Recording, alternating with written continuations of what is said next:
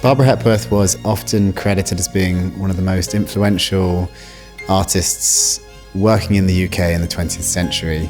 She made constant reference to the natural landscapes that surrounded her in her adopted home of Cornwall.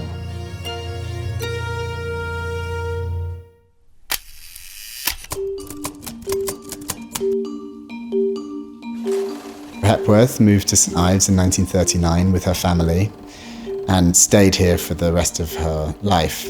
And the town of St Ives and the surrounding landscapes have influenced her works in numerous and interesting ways. As soon as they moved down here, Hepworth fell in love with this Cornish landscape. So this bit between St Ives, Penzance, Land's End. You've got these big granite boulders perched on top of hilltops. And then you've also got these sort of ancient monuments. Nobody really knows what they were used for. And so that allows the artist to be able to come in, and there's room for the imagination to work in terms of what are they, what were they used for. And so she just fell in love with that.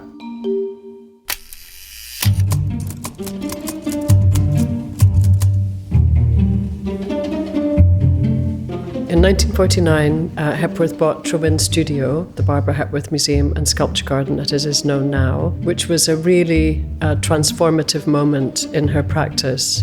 Until she moved to the town, she didn't really have a place to work very well. And I think it gave her so much confidence. She was very much ahead of her time in the things that she wanted to do. When you enter this space, there is a house she used as her home. There's the most beautiful garden, which she personally nurtured. One thing that did allow her was that she could carve outside. So the weather is a big factor.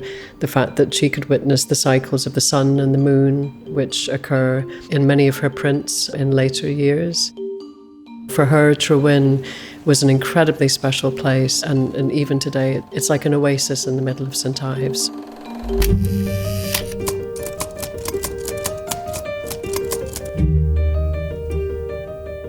In the 1950s, Hepworth began to explore the potential of working in metal, and particularly bronze.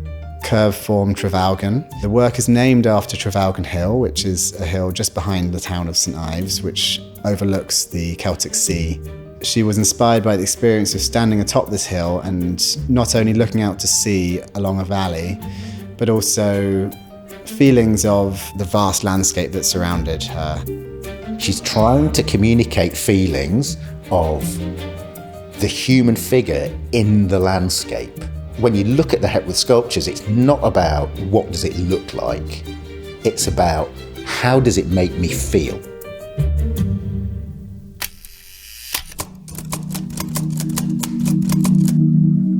She acquired a second studio called the Palais de Danse, which is exactly opposite the entrance of the Barbara Hepworth Museum and Sculpture Garden. And this second studio gave her the possibility to work on a very large scale, indoors as well as outdoors. And it was there that she created some of her most important public commissions.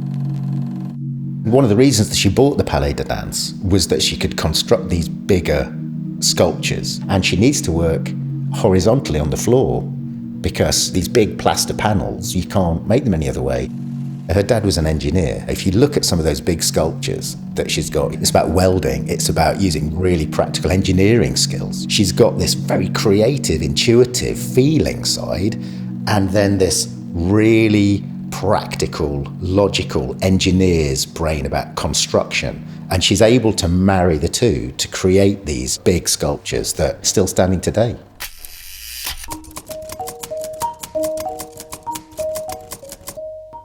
It's said that she made more sculptures in the 1960s than in the rest of her life combined. She became very interested in technological advances around space travel, partially inspired by her visit to the Goonhilly Earth Station on the Lizard in Cornwall. And there are works that actually might be seen to directly reference the satellite dishes that she saw at Goonhilly Earth Stations.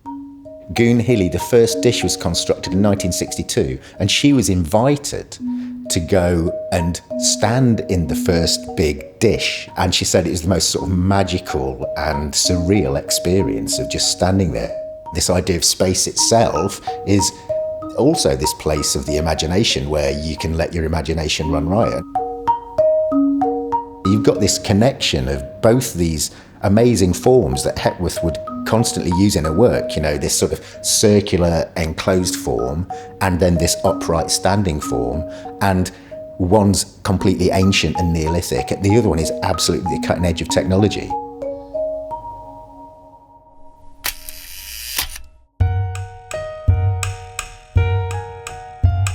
The gender landscape was really tough. It was a very male-dominated world for the modern artists. I'm amazed how she kept going, really, in the face of a lot of negativity. I always say how privileged we all feel that she lived here. When you have an artist who is so closely linked with a place, that gives you a lasting idea about her role and her importance.